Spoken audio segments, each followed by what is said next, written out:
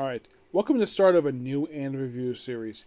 I was not initially planning on reviewing this one, but I figured though, why not? I like reviewing stuff in this one. It's been a while, but I do have fond memory. Now, the thing is, I actually watched this series several years ago. Unlike the other ones I watched multiple times, this one I watched once. Because, oh, by the way, before I continue here, what I'm reviewing here is Dragon Ball Z Kai. You know, the retelling of Z, but without the filler.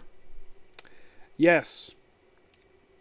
So, I mostly put retelling similar stuff, basically, what I did in my previous review for talking about Z, and I'll be discussing some changes, basically, from the original Z to this one. Take, for instance, these 3 episodes discussing. Episodes 1 through 3 of Dragon Ball Z Kai, part of the Saiyan Saga, but the first arc of the Saiyan Saga, which is the Raditz arc. In Z, this was roughly 6 episodes originally. Cut down to 3 in this one because they cut all the filler. The first episode is mostly put, the first episode from the first series, we'll have the filler cut out, and like halfway through episode 2. Yes. In the case of like episode 2 of the series, it's mostly put like combining episodes. It is mostly put like the rest of like the episode. So they do make some changes here. For instance, the series opens differently than how the original Dragon Ball Z series opens up. Here we open up with the destruction of planet Vegeta, which when I read was recolored for this version. And we see Bardock, and I believe, if I can tell by the voice, that's still Sonny Surratt who voices him in this episode. And Frieza doesn't speak in the episode. In the original version, his flashback, he did speak. And I should point out, though, that when I get to Frieza, I'm going to reveal this right now. I did find the reason why the original voice actor was replaced. The original voice actor who voiced Frieza was Linda Young. The replacement was Chris Ayers. The reason why that Linda was replaced, and I originally heard, was because of an ego issue. That's the rumor I heard for years. The actual reason why was because she had difficulty saying lines.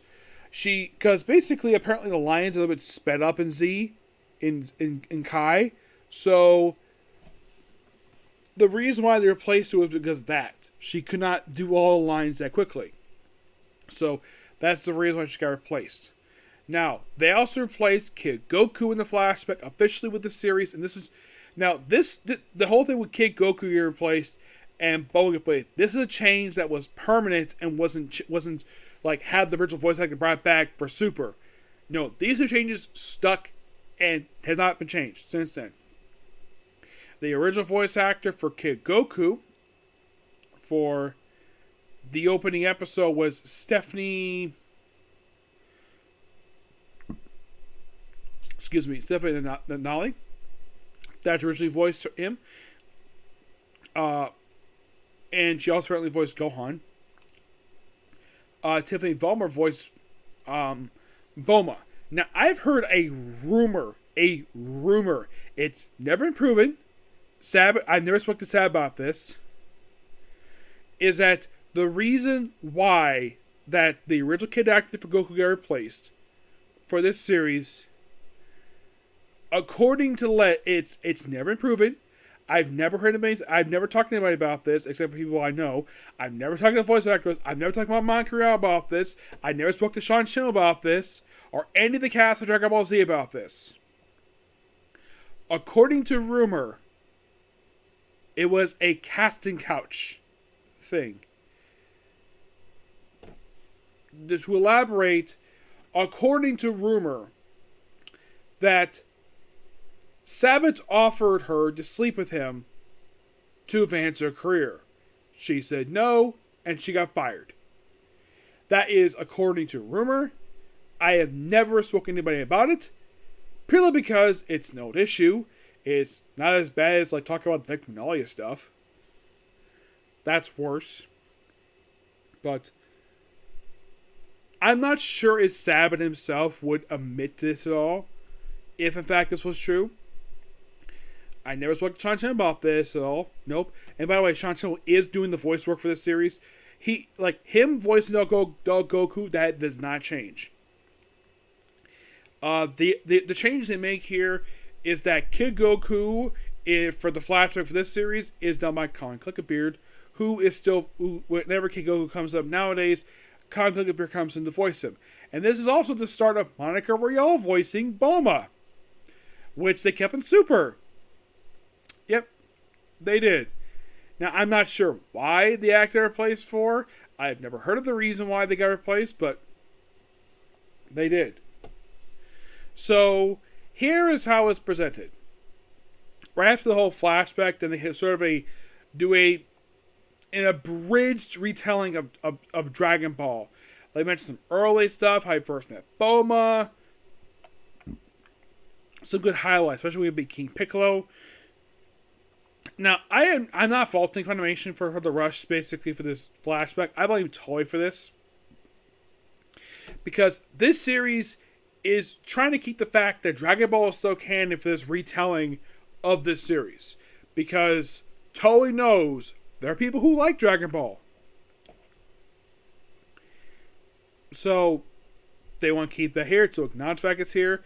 And then we cut the present day where Goku, Goku marries childhood sweetheart, which that part was true, except that scene was, I believe, I don't think that was shown on screen that way. That was mostly from the anime. That never was shown in the manga. That they went out to get married, and then they jump ahead 5 years later. They're married for 5 years, and they have a kid, Gohan.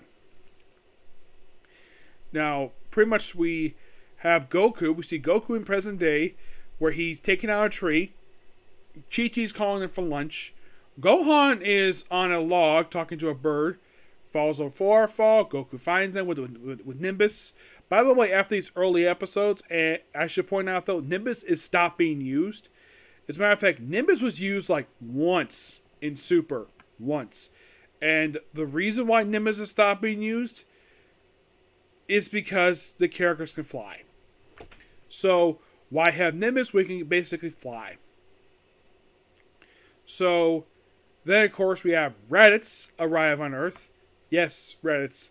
He, from what I can tell, they did not change his voice actor at all. It's still pretty much the same.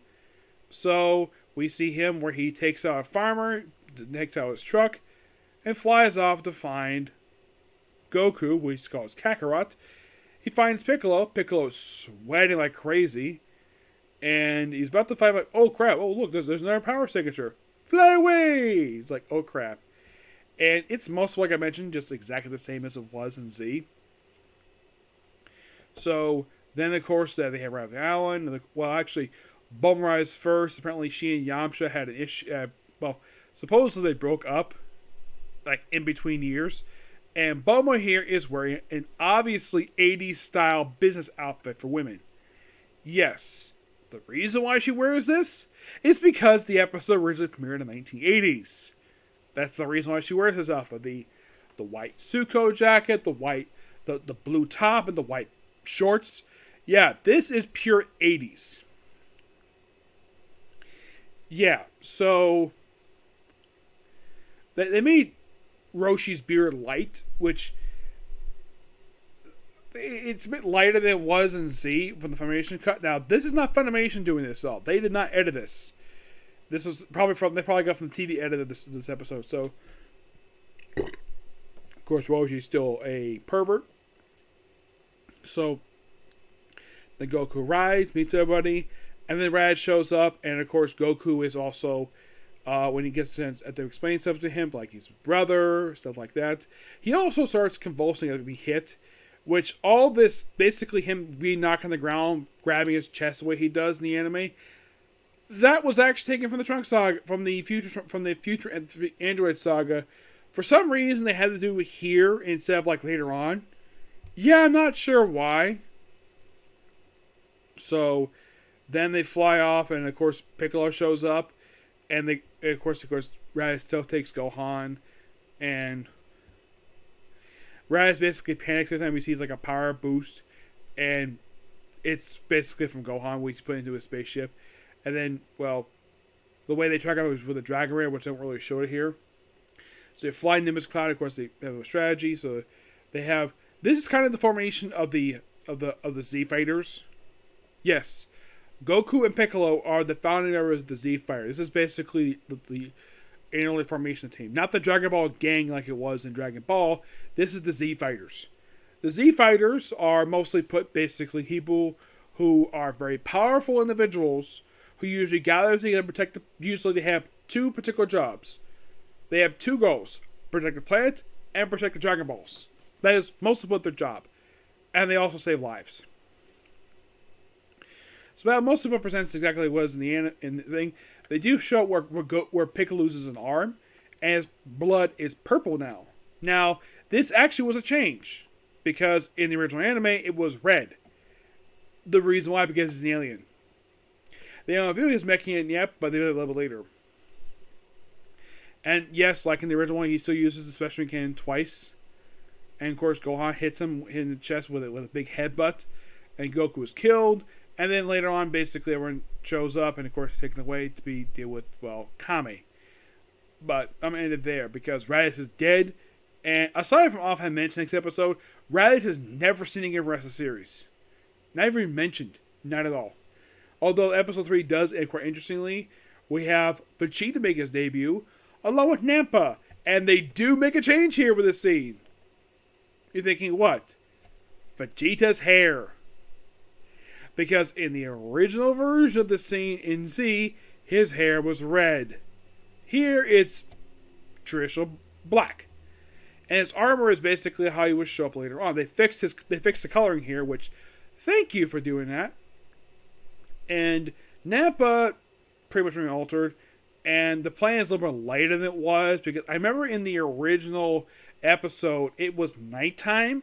They changed it where it's like kind of the daytime and lighting a fire. I thought it was a weird change for that, but I'm glad they fixed Vegeta's hair. But pretty good episodes to start with for this series. And what review the series going forward? Kind of, yes. Mostly put it using it as a buffer while I'm basically preparing for whatever anime I'm working on. So I'm going to end it here. So please be sure to like, comment, subscribe, turn notifications, and do not hit the dislike button. See you all tomorrow for our reviews of Banished Party, Case Closed, and maybe Comic Corner 2. Okay?